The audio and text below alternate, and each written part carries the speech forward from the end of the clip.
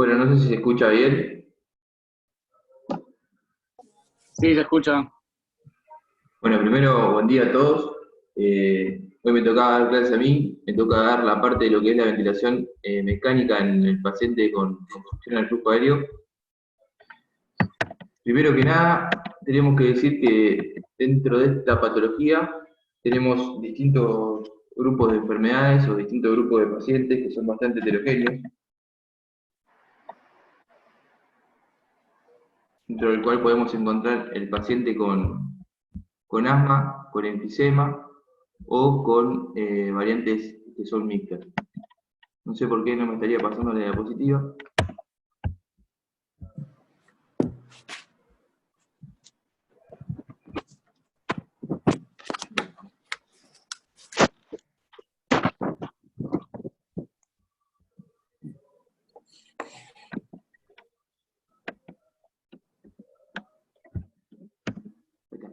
Entonces tenemos pacientes que pueden ser pacientes con una heterogeneidad variada, el paciente con asma, por ejemplo, que va a estar representado por el broncoespasmo, el edema de las mucosas, las secreciones, y va a tener un componente inflamatorio, el enfisema, el cual va a tener aumento de intensidad del parénquima, o la bronquitis crónica, que también va a estar acompañada por hipersecreción en la mucosa y en ocasiones atrapamiento aéreo. Además, hay una cuarta variante que son variantes mixtas, que van a ser la mezcla de las distintas patologías. Epidemiológicamente, el estudio de prevalencia sugiere que un 25% de los adultos de más de 40 años sufren cierto grado de obstrucción. El EPOC es la cuarta causa de mortalidad y se proyecta que sea la tercera para el 2030. Con respecto, más que nada, en esta patología hay un infradiagnóstico de esta patología, o sea, la obstrucción al flujo aéreo, 60-85% de los pacientes con afectación menos moderada. La definición que se usa hoy en día como obstrucción crónica de las vías aéreas es el índice de Tiffenot, que es el índice espirométrico que sacamos de la relación capacidad vital forzada y volumen expiratorio en el primer segundo, de 0,7. En el caso del EPOC, lo que va a existir es reversión de la obstrucción post la aplicación de un broncodilatador. Los factores de riesgo son muchos, los más importantes o los más relevantes son la exposición a alergenos, la polución ambiental, el tabaquismo y en algunos casos la actividad laboral.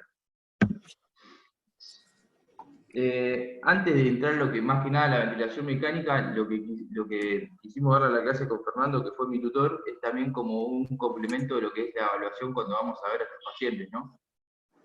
Cuando lo vamos a ver para hacer el preanestésico es importante evaluar la disnea desde la parte clínica, digamos, que es un método simple y eficaz para darnos cuenta de cómo está la gravedad del paciente, tanto en el reposo, en el esfuerzo, nos va a dar un buen reflejo de lo que es la reserva pulmonar. Preguntarle si puede caminar, si en la casa, con cuántas almohadas duerme, distintas maneras de ir dándole valor clínico a la disnea. Con respecto a la presencia de broncorrea, es importante preguntarle al paciente si es purulenta durante la consulta, porque en algunos casos puede ser que tenga indicación de antibiótico y tengamos que diferir la práctica quirúrgica. Con respecto al examen de la respiración, evaluar qué frecuencia respiratoria tiene el paciente, qué modo de ventilación tiene, si tiene presencia de labios fruncidos en el caso del EPOC, o si utiliza mucho tiempo los músculos respiratorios, en qué posición tiene la utilización de los músculos respiratorios, si tolera o no tolera el decúbito. Con respecto a la saturación arterial, por ahí no nos va a hablar de algo muy importante, pero es importante saber cuánto satura el paciente del ambiente para que después cuando esté en la sala de recuperación o cuando tengamos algún laboratorio, sepamos qué saturación tiene base. Entre un 95-91% de saturación nos va a aumentar el riesgo relativo de complicaciones por 2. Y con respecto al tabaquismo, preguntarle si es fumador activo o si es fumador pasivo. En caso de que sea fumador activo, preguntarle el nivel de dependencia y poder instaurar algún plan para que ante la cirugía deje el tabaco. Con respecto a las pruebas funcionales respiratorias de estos pacientes, la espirometría es la que va a objetivar la obstrucción pulmonar, pero nos va a proporcionar pocos elementos operacionales a lo que es la evaluación del riesgo para el paciente.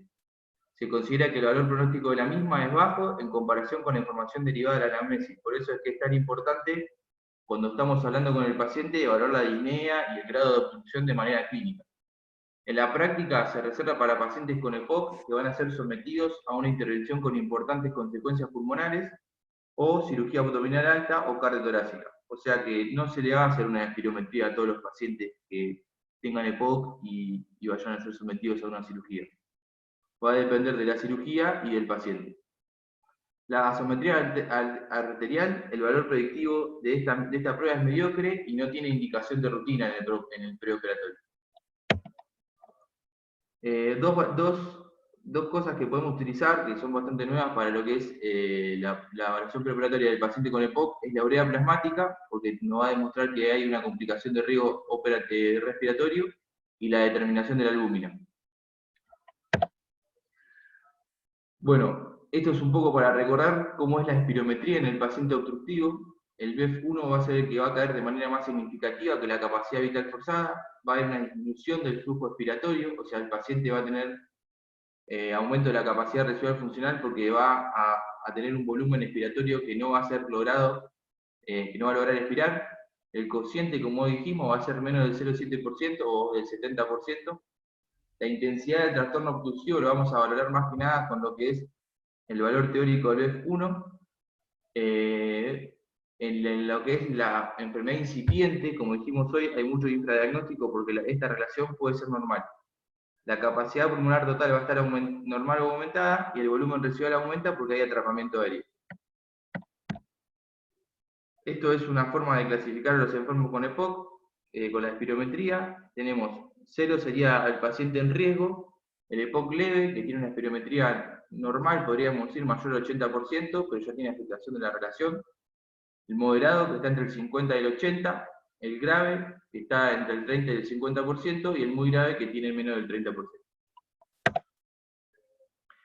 Cuando hablamos de lo que es la preparación respiratoria del paciente para la cirugía, para cualquier cirugía, lo ideal sería que deje el tabaco. Que lo deje entre las 6 o 8 semanas preoperatorias. Y si lo puede mantener para el postoperatorio, mejor porque va a mejorar lo que es la cicatrización. Reducir la resistencia bronquial con beta-agonistas inhalados. En el caso de los pacientes con EPOC se pueden utilizar los anticolinérgicos de larga duración o los corticoides. Esto se le puede decir al paciente que previo a subir a quirófano use estos inhaladores y se haga 1 o 2 puffs para poder facilitar lo que es la disminución de la obstrucción y así no generar, aumentar el riesgo de laringoespasmo o broncoespasmo dentro de la cirugía. Disminuir la obstrucción con fisioterapia respiratoria y mejorar la función de la bomba ventilatoria. Corregir los déficits, minerales electrolíticos, programa nutricional y programa de rehabilitación respiratoria que ya el paciente debería venir con. Bueno, dependiendo del tipo de anestesia que se elija, van a haber distintos efectos. Siempre vamos a valorar la opción de hacer una anestesia regional o un bloqueo antes que la anestesia general, porque sabemos que estos pacientes siempre van a ser más difíciles de ventilar que otro tipo de pacientes. Esto es, a modo general, lo que pasa en la anestesia general sobre la función respiratoria. Sobre el volumen pulmonar se pueden generar atelectasias en áreas pulmonares inferiores. Hay disminución de la capacidad residual funcional, aumento del volumen pulmonar, baja la distensibilidad. En lo que respecta al paciente con EPOC, la capacidad residual está aumentada y hay aumento del espacio muerto, porque tiene un vaciado alveolar incompleto, que es lo que vamos a hablar en un ratito.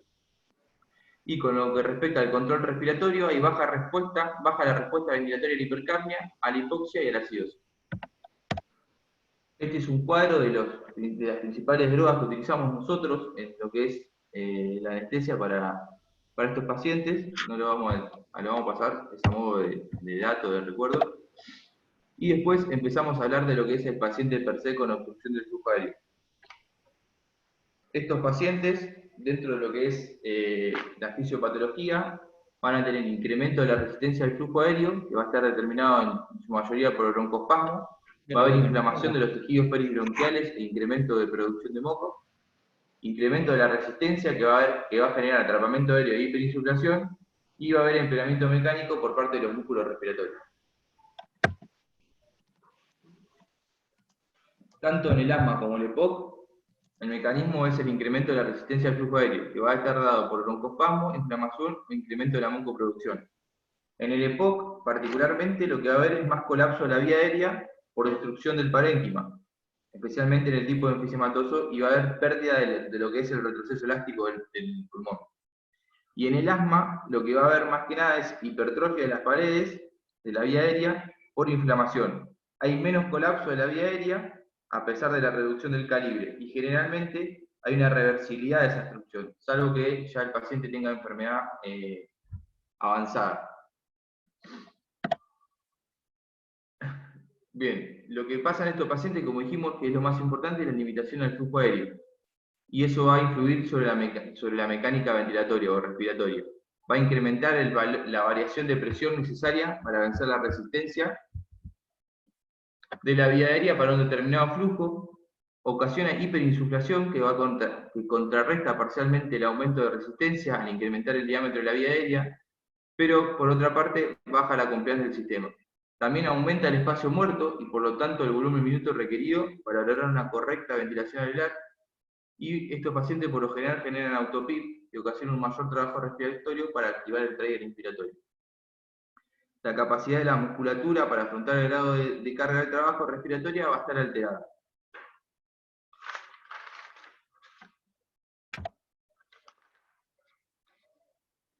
Esto también va a tener efectos sobre otros sistemas, como son el cardiovascular. Va a haber aumento de la carga del ventrículo izquierdo, con disminución del volumen sistólico, del gasto cardíaco, y el paciente puede cursar con hipotensión. A nivel del intercambio gaseoso, al ser la obstrucción bronquial de manera irregular, hay alteración de la ventilación y de las zonas de ventilación y perfusión, porque va a haber zonas hiperinsufladas, zonas con áreas colapsadas y zonas que van a estar normoventiladas. Con lo que respecta a la hiperinsuflación dinámica, en condiciones normales, al final de la aspiración, sabemos que la presión de retroceso elástica pulmonar se iguala a la presión atmosférica, y el volumen pulmonar alcanza su valor de reposo, o capacidad de residual funcional, o sea, logra aspirar todo el aire. Pero en pacientes con obstrucción, ese flujo expiratorio va a estar disminuido, de tal manera que no se va a alcanzar el volumen de relajación. Y por lo tanto, va a ir aumentando, o sea, se va a generar un atrapamiento en cada ciclo respiratorio. Va a aumentar en la capacidad residual funcional, generando atrapamiento de ello, que se acompaña del aumento de PIB o autoPIB.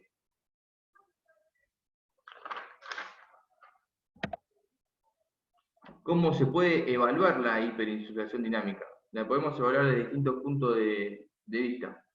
Uno es el volumen pulmonar al final de la inspiración, que es el volumen de gas obtenido al final de la inspiración durante un periodo de apnea de 20 a 30 segundos. Este volumen va a incluir al volumen total, o sea, el VT, y el gas adicional. Es la diferencia entre el volumen total expirado y el VT expirado. Si es mayor de 20 mililitros kilos, lleva a un incremento en las complicaciones. Lo que sucede con este método es que es muy difícil de utilizar y por lo tanto no se utiliza mucho en la práctica diaria.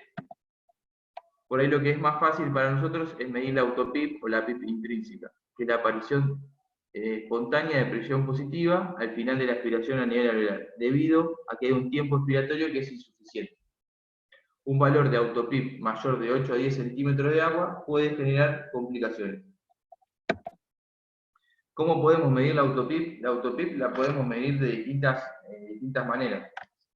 Una es utilizar la gráfica, flujo-volumen, y medir la presión meseta en el primer ciclo respiratorio, tras hacer que el paciente tenga una aspiración prolongada para asegurar el vaciamiento completo. O sea, lo que tenemos que desconectar del circuito por 30 a 60 segundos.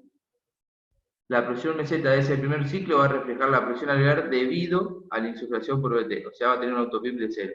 Al reiniciar la ventilación, se reanuda, generando de nuevo autoPIP. El valor de presión tras 8 o 10 ciclos y su diferencia con el valor inicial va a reflejar el valor de autoPIP. Otra manera de ponerla de manifiesto es produciendo oclusión de la válvula expiratoria antes de iniciar un nuevo ciclo para que se equilibre la presión alveolar y el circuito del ventilador. Con esta manera objetivamos en el manómetro la presión positiva al final de la expiración.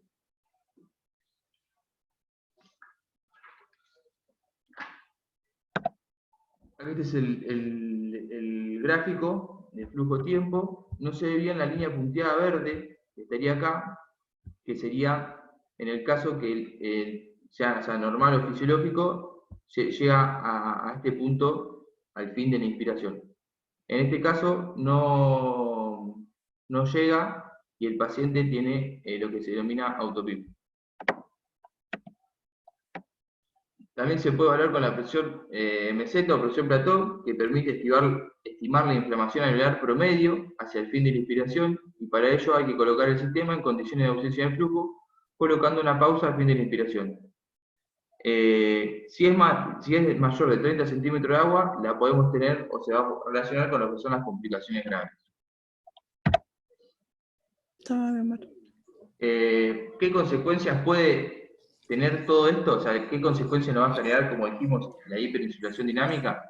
Que tenemos mayor riesgo de barotrauma, del deterioro hemodinámico, producto de lo que es la compresión de las venas cavas dentro del tórax y la compresión directa del corazón. Como dijimos hoy, va a haber disminución de la poscarga, disminución del volumen minuto, del gasto cardíaco. Puede contribuir a generar mayor trabajo respiratorio, y el incremento del espacio muerto lo podemos ver por aumento proporcional de la ventilación o sobreinflación. La conducta que tenemos que tener a estos pacientes es optimizar el tiempo expiratorio para revertir la situación y permitir que la expiración sea completa. O sea, nos interesa mucho darle tiempo a que el paciente pueda sacar todo el aire, evitando así las complicaciones. Una forma muy efectiva de aumentar el tiempo expiratorio es reducir la frecuencia respiratoria y el tiempo inspiratorio. El precio a pagar va a ser que va a haber una hipoventilación alveolar, o sea, vamos a bajar la frecuencia del VT y va a haber un aumento de la presión pico por el incremento del flujo inspiratorio. Hay que evitar que haya un pH menor de 7,20 y una pico mayor de 60. La máxima reducción del tiempo inspiratorio va a ser de 0,6 segundos. Reducciones mayores podemos asociarlas con hipoventilación grave. Bien, esta filmina me quedó media colgada acá, pero lo que quise poner es que en el paciente con EPOC, por ahí nosotros no lo vamos a usar tanto en el quirófano, pero en lo que es la guardia, antes de lo que es la ventilación mecánica, se vio que es muy útil lo que es la ventilación no invasiva, o el VNI, porque ha logrado reducir lo que es la mortalidad en el paciente con EPOC. No tanto así en el asma. Esta ventilación no invasiva lo que va a generar es que va a mejorar los parámetros ventilatorios y el intercambio gaseoso, y va a bajar la necesidad de que el paciente tenga la necesidad de utilizar lo que es la ventilación mecánica. Y va a cortar la estancia hospitalaria y va a bajar la mortalidad. Los mejores criterios para poder decir que tenemos éxito son la respuesta clínica y el mejoramiento de lo que es la gasometría. Después, ¿cuándo le vamos a hacer VNI al paciente con EPOC? Por lo general, si el paciente colabora y podemos utilizarlo, o sea, no hay una contraindicación, como pueden ser el paro o la imposibilidad de utilizarlo porque molesta al paciente, o un glauco disminuido, o que no colabore, o que tenga imposibilidad de movilizar secreciones, o que tenga alto riesgo de aspiración, o tenga un traumatismo facial, u otra cosa que nos impide utilizar el VNI, lo vamos a poder utilizar. Si no presenta ninguna contraindicación, se utilizará primero el VNI o CPAP en primer momento, y después se pasará a evaluar si tenemos fracaso o no. En caso de que fracase el VNI, o que no resulte por cualquiera de estas causas, o sea, que no tengamos éxito y que aumente la frecuencia respiratoria, que haya una presión arterial de dióxido de carbono mayor de 40 a 45, que aumente la presión arterial de oxígeno, que baje el pH por debajo de 7,25, que tenga respiración paradójica, que tenga arritmias ventriculares graves, que haya hipotensión con evidencia de hipoperfusión o alteración del estado de conciencia, apnea o bradipnea extrema, o que el paciente no se banque más el VNI y no colabore. Ahí sí vamos a pasar a lo que es la ventilación mecánica y vamos a tener que intubar al paciente. Con respecto a esto, cuando decidimos intubar al paciente que tenga obstrucción al flujo aéreo, el tubo endotraqueal elegido que tenemos que elegir es el que mayor tamaño posible podamos hacer para disminuir lo que es la resistencia y evitar la fuga. No deberíamos intentar colocar un tubo nasotraqueal, porque se requiere un tubo de 7 o de 7,5 milímetros, y es un espesor demasiado estrecho para los portadores de esta patología, y no es infrecuente que los pacientes asmáticos además tengan pólipos nasales. La intubación traqueal puede a su vez saber que podemos provocar un laringoespasmo y empeoramiento del broncoespasmo preexistente. El inicio de la ventilación mecánica la tenemos que hacer en manera controlada, por lo menos las primeras 24 a 48 horas, o hasta que desaparezca la obstrucción. En los asmáticos suele ser necesaria una sedación profunda en las primeras horas de la ventilación mecánica. Y el modo de elección inicial que vamos a utilizar es el modo controlado por volumen. Lo que es la estrategia ventilatoria, lo que evitamos hacer es evitar que el paciente se siga hiperinsuflando y buscar lo que es mejorar el tiempo expiratorio. Se busca la reducción del volumen minuto, disminuir la frecuencia respiratoria, acortamiento del tiempo inspiratorio para prolongar el tiempo expiratorio. La medida más efectiva para prolongar el tiempo expiratorio es la disminución de la frecuencia respiratoria. El objetivo de todo esto es proporcionar un descanso a la musculatura respiratoria del enfermo hasta que comience a tratarse la causa de la exacerbación y se revierta la obstrucción bronquial. Eso más que nada cuando es desde el punto de vista de lo que es la exacerbación. Para nosotros en el quirófano el paciente va a llegar no va a llegar con una exacerbación, pero bueno. Dentro de lo que es los parámetros iniciales de programación, dijimos que lo íbamos a poner dentro de lo que es el volumen control, con un BT de 6 a 8 mililitros kilo, una frecuencia respiratoria baja de 8 a 10 respiraciones por minuto, una FIO de 1, una PIP de 0, eso ahora vamos a ver unas cosas, una relación IE menor de 1 a 3, lo que queremos es que el tiempo expiratorio sea mayor de 4 segundos, el flujo inspiratorio tiene que permitir un tiempo inspiratorio que no sea menor de 0,6 segundos y una relación entre el tiempo inspiratorio y expiratorio inferior o igual a 1,3. Y recordar que el tiempo expiratorio tiene que ser de 4 segundos o más. Y vamos a evitar usar la pausa inspiratoria porque no va a mejorar la oxigenación y va a prolongar peligrosamente el tiempo inspiratorio y no va en detrimento del tiempo expiratorio. Con relación a la PIP, hay diferentes, como dijimos hoy, estos pacientes son generadores de auto-PIP. Entonces, sabemos que si nosotros le ponemos PIP externa, tenemos más chances de generar más atrapamiento aéreo, o más chances de generar lesiones por barotrauma o volutrauma. Entonces, el uso de PIP es medio controvertido, pero también se vio que al darle PIP externa, estos pacientes tienen mejor respuesta a la ventilación. Lo que se dice es que la PIP externa nunca debería superar el 80% de la PIP intrínseca o auto-PIP. Entonces, en este punto, algunos autores dicen que se puede arrancar entre 5 a 10 de PIP o con 5 de PIP y ir aumentándola o manejándola según responda o no responda el paciente. Si el paciente responde bien, se le podría dejar esa PIP y si no, ir siguiéndolo siempre para ver si la PIP lo puede complicar o no. Otro punto es que estos pacientes van a tener lo que podemos llamar una hipercapnia permisiva, que como consecuencia del aumento de la ventilación del espacio muerto por la sobredistensión alveolar con reducción de la ventilación minuto.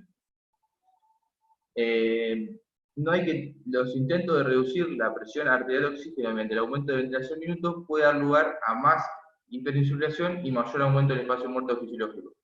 Por lo tanto, lo que tenemos que hacer es que la hipercapnia es bien tolerada y no tiene que exceder los 90 milímetros de mercurio.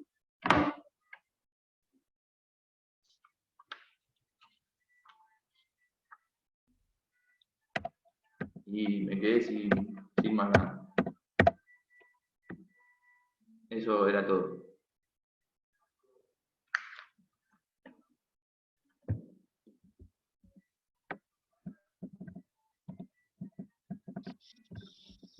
Yo tengo una pregunta no para vos, sino para el resto de los chicos de primero.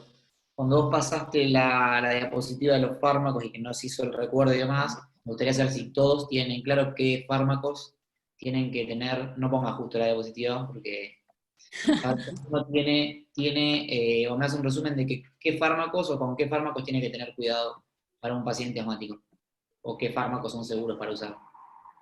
Lucía, Natalia, cualquiera. Hola, soy Gaby. Gaby, dale. Que uno de los más seguros para la inducción es el propofol. Tendríamos Bien, que tener cuidado con la ketamina, porque a pesar de que genera broncodilatación, puede aumentar la reactividad de la vía aérea porque genera hipersalivación. bien. Con los agentes anestésicos volátiles, hay que tener cuidado de que inhiben lo que es la vasoconstricción hipóxica, que por ahí específicamente en los pacientes con EPOC es un mecanismo que está muy presente, son pacientes que son hipoxémicos crónicos algunos, y que se encadenan mecanismos como de compensación, esto de hacer vasoconstricción en aquellos alvéolos que no se están ventilando bien, y que por ahí ese mecanismo se bloquea completamente cuando lo tenemos con anestésicos inhalatorios. Bien, ¿y qué otra ventaja tendrías con el inhalatorio? O sea, es una desventaja esa, pero ¿qué ventaja te da? Que generan broncodilatación. Perfecto. Bien. Con los relajantes, ¿alguna otra? Hola, Anto. El ¿Qué tal? atracurio que produce El también. atracurio es histamino liberador, así que no lo usaríamos porque empeoraríamos el broncoespasmo. Bien. Sería seguro usar becuronio. ¿Se escucha un eco? No sé si me están hablando o... No, debe ¿se tener escuchó? Sí, se escuchó perfecto. ¿Y Perfecto. qué otro fármaco también dentro del grupo de los opioides tendrías que tener recaudo? La morfina es La histamino morfina, liberador. porque es histamino liberador. Bien, perfecto. Y en cuanto a los inductores, dijiste ketamina, propofol, ¿y qué otro más? ¿El tiopental se podría usar o...? El tiopental no lo podríamos usar, produciría broncoespasmo también. Bien, perfecto. ¿Y cuál es uno de los problemas que tienen estos pacientes que hacen broncoespasmo o que tienen ahí una obstrucción al flujo aéreo y después de la inducción se hipotensan y no se puede recuperar?